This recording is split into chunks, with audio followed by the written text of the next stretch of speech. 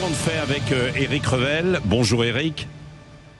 Bonjour Patrick, bonjour à tout le monde. Alors, nous allons nous intéresser à la rémunération des grands patrons avec le rapport annuel de Proxinvest, publié hier. Et le moins que l'on puisse dire, c'est que la hausse de ces rémunérations est plutôt vertigineuse. Alors là, on est sur les très grands patrons, Oui. Alors, un mot sur la méthode de Proxinvest. Les chiffres que je vais vous donner, ils prennent en compte pour les très grands patrons, pour les patrons stars, ils prennent en compte le salaire fixe, le bonus annuel, les stocks options, les rémunérations pluriannuelles de long terme quand il y en a, les jetons de présence aussi dans les conseils d'administration, puis tous les avantages en nature. Alors, côté résultat, que dit cette étude pour les salaires, les rémunérations touchées par les patrons stars en 2022 ?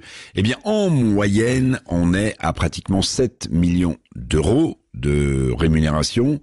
C'est une hausse de 29%. Alors, on va prendre comme référence l'année 2019, c'est-à-dire l'année avant le Covid. Donc, pratiquement 7 millions d'euros de rémunération pour les grands patrons.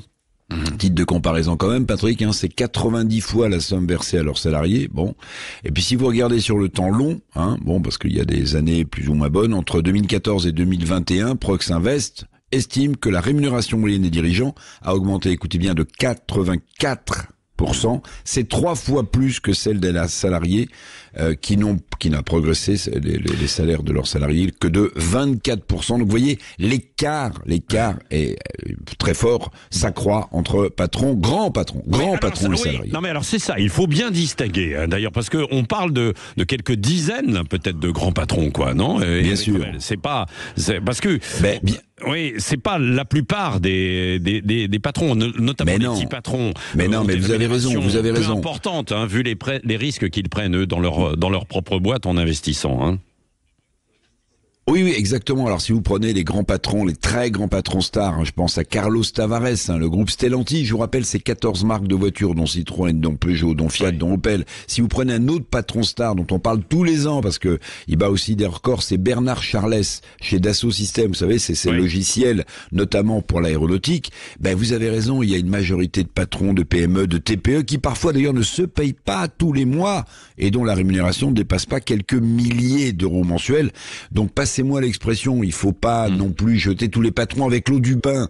De plus, quand même, il faut le remarquer, il faut le dire. Les grands patrons stars du CAC 40 ou du SBF 120, qui est un autre indice important de la Bourse de Paris, tous ces grands patrons, ils possèdent des trains de vie, mon cher Patrick, que vous et moi, on n'a pas. Donc, ils salarient aussi du personnel. Ils participent à une petite forme de ruissellement, sans parler évidemment de la fiscalité redistributive qui est appliquée à leur rémunération. Donc, vous avez raison, quand on parle de patrons, attention, on parle pas que des stars, des grands patrons. Oui, mais tout de même, ça peut choquer les salaires des très grands patrons, Au moment où certains ont du mal à boucler leur fin de mois, ou beaucoup ont du mal à boucler les fins de mois. Bien sûr, la misère gagne du terrain. Les restos du cœur, vous avez vu, ils vont devoir augmenter de 5 à 10%, réduire de 5 à 10% leurs ayants droit, parce qu'ils n'ont pas assez de marchandises, de denrées alimentaires à distribuer. La 39e campagne des restos du cœur, justement, coïncidence, a commencé hier. Donc vous avez raison, reste donc quand même que ces salaires des très grands patrons font tâche. L'inflation grignote le pouvoir d'achat des salariés, pendant que l'autre inflation, celle des rémunérations des super patrons, atteint des sommets. Donc oui, quelque chose quand même tourne par rond. Mais petite question, Patrick, pour vous, parce que je sais que vous êtes un fanat de foot. Pourquoi est-ce qu'on s'émeut tant des rémunérations des grands patrons et jamais de celles beaucoup plus importantes des footballeurs stars? Tiens, voilà une question pour vous. Non, c'est vrai. J'imagine que beaucoup se sont fait cette réflexion. On parle des footballeurs, mais il y a beaucoup d'autres sportifs aussi, et puis d'autres stars qui gagnent beaucoup plus. Merci. Certains vont dire c'est la loi de l'offre et de la demande. C'est bon. Merci, mon cher Éric Revel.